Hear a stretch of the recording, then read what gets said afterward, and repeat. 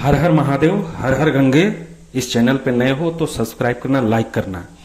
आज का विषय है कि यदि प्रयागराज महाकुंभ से अगर गंगा जल लेके आए हो तो कहाँ रखना चाहिए। दोस्तों, मित्रों, भाइयों, बहनों, मैं हमेशा वीडियो बनाता हूँ और आप तक सही मार्ग, आपको दिशा निर्देश देता हूँ कि कैसे हम कोई भी कार्य सफल करें कि वो बिल्कुल फलीभूत हो।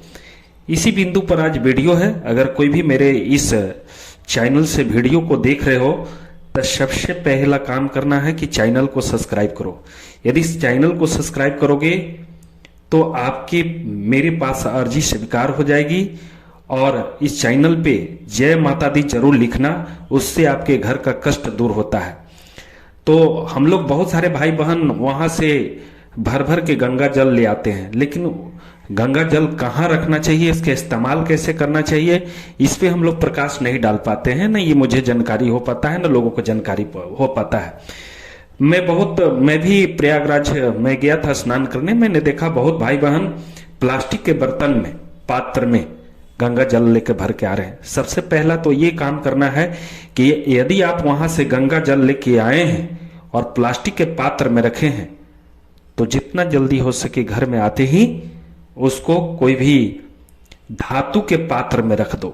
चाहे एल्युमिनियम के बर्तन में रखो, या तो कांच के बर्तन में रखो, या तो कोई भी मतलब धातु के बर्तन में रखो, तो उससे ज्यादा शुद्धि मिलता है। दूसरी की बात, यदि आप वहां से गंगा जल लेके आए हो तो सबसे पहले आपको उसका पूजन करना चाहिए, और वो भी किचन को पूरी धो धा के पूरे बर्तन को साफ सुथरा करके और किचन में रखकर अबीर गुलाल रोड़ी चंदन डालकर एक धूप बत्ती, एक बत्ती लगाकर और बोलना चाहिए कि हे गंगा माँ, मुझसे जो भी भूल हुआ होगा, जो भी गलती हुआ होगा, उसको क्षमा करते हुए मेरे घर में विराजमान होकर मेरे किचन की अन्नपूर्णा माता को आशीर्वाद दें, ताकि हमारे घर में धन संपत्ति का कोई कमी न हो।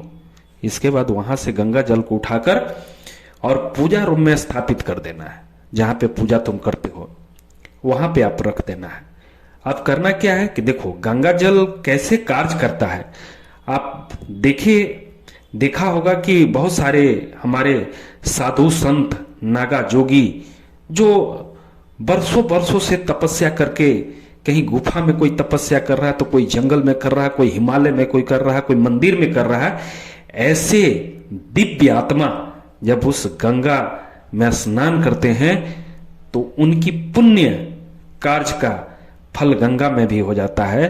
या तो गंगा के बहुत सारे भाई बहन वहां से मिट्टी उठा के लाते थे। मिट्टी उठाने का यही उद्देश्य है कि वहां से जो भी मिट्टी उठा के लाता था वो बहुत सारे साधु संत उस बालू पर चले, उस मिट्टी पर चले, उस मिट्टी की तत्व को शुद्धता मिल गई, उसके अंदर ऊर्जा आ गया, इसलिए लोग वहां से लाते थे, अपने घर में आने का स्थापित करते थे। तो गंगा जल को लाने का यही मेन मकसद है। गंगा जल तो ऐसे भी पवित्र जल माना जाता है, क्योंकि गंगा जल से पूजा पाठ से लेके हर काम में गंगा जल की आवश्यकता होती है।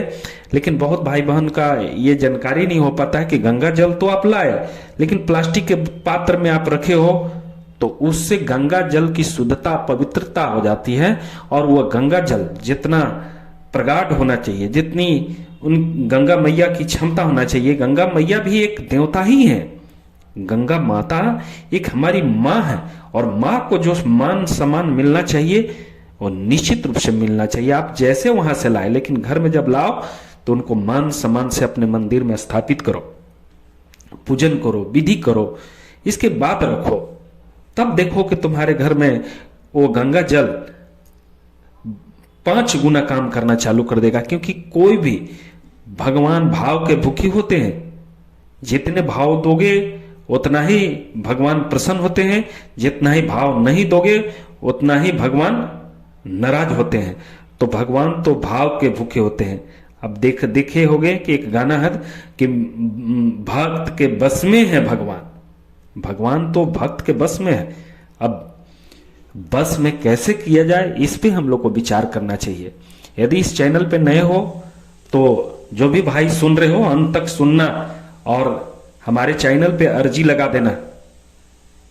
सब्सक्राइब करके, या तो जो सब्सक्राइब कर लिया होगा वो भाई बहन कमेंट करना जय माता दी, उससे अर्जी लग जाता है, उससे आपके घर के बाधा नष्ट हो जाते हैं, उससे आपके घर में सुख शांति स्मृति और लक्ष्मी का आगमन होता है।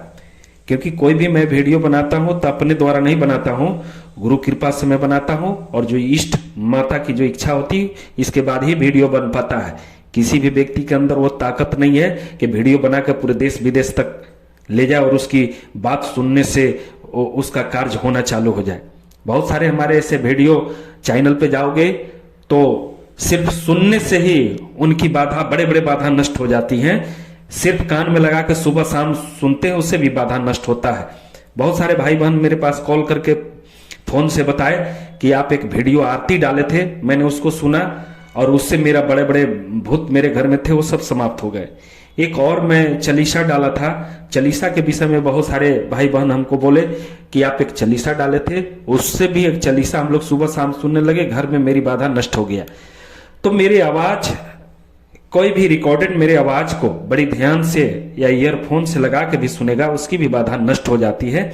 इसलिए गंगा मैया को अपने पूजा रूम में स्थापित करो, और जब भी पूजन करो तो कोशिश करो कि जिस गंगा जल के लाए हो वो थोड़ा एक ठेपी डालकर और स्नान करो, बाल्टी में एक ठेपी डाल दो और स्नान करो। उससे आपके शरीर पे शुद्धता आ जाती है, पवित्रता आ जाती है। जहां पवित्रता आती है वहीं पे भक्ति होती है, वहीं पे भाव होता है, वहीं पे भगवान आते हैं।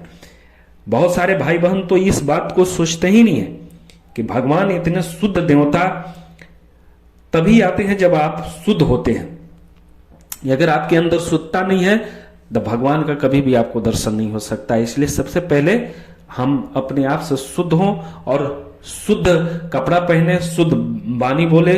इसीलिए अंतःकरण शुद्धि किया जाता है। सबसे पहले 3 बार आचमन किया जाता है। ओम अमृतोपस्तन्मसि स्वाहा, ओम अमृता पिधानमसि स्वाहा, ओम सत्यम ऐसे शिरमेण श्वेताम स्वाहा। दाई हाथ पर जल लेके 3 बार आचमन किया जाता है, क्योंकि अंदर की जो अंतःकरण है उसको अंदर से शुद्ध किया जाता है, आचमन से लेके, भाव से लेके। क्योंकि हमारे ऊपर ऊपर तो सब शरीर अच्छा दिखने में लगता है, लेकिन अंदर का मन बहुत दूषित होता है। उस मन को दूषित करने के लिए हम लोग भगवान के मंत्र से आचमन करते हैं। 3 बार का आचमन होता है, उससे हमारे शरीर में शुद्धता आती है। तो लास्ट पॉइंट पे हम चलते हैं कि अगर गंगा जल आप लाए हो तो जैसे ही मंदिर में रखते हो तो अगर मंत्र मेरा चला देगा तो वो गंगा जल शुद्ध हो जाएगा। अगर गंगा जल तो ऐसे भी पवित्र है। लेकिन बहुत बहुत धन्यवाद।